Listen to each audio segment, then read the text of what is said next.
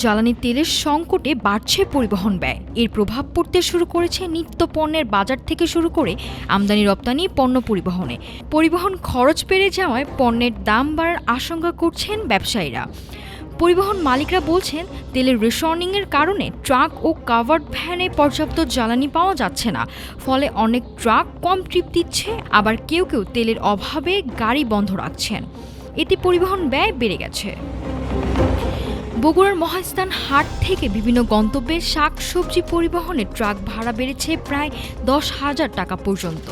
আগে চট্টগ্রামে একটি ট্রাক সবজি পাঠাতে যেখানে ভাড়া লাগতো প্রায় 24,000 থেকে 25,000 টাকা, এখন তা বেড়ে দাঁড়িয়েছে প্রায় 35,000 টাকায়। জ্বালানির সংকটের প্রভাব পড়ছে নির্মাণ খাতেও। বড় পরিবহনে বাড়তি খরচ গুনতে হচ্ছে ব্যবসায়ীদের।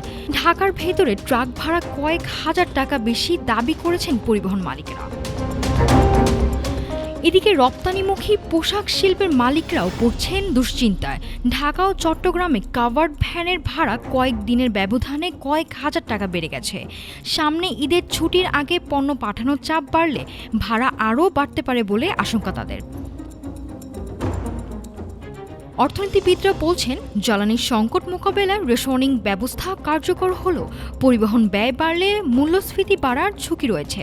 তাই নিত্যপণ্য পরিবহনে জ্বালানি সরবরাহে বিশেষ সুবিধা দেওয়ার পরামর্শ দিয়েছেন তারা।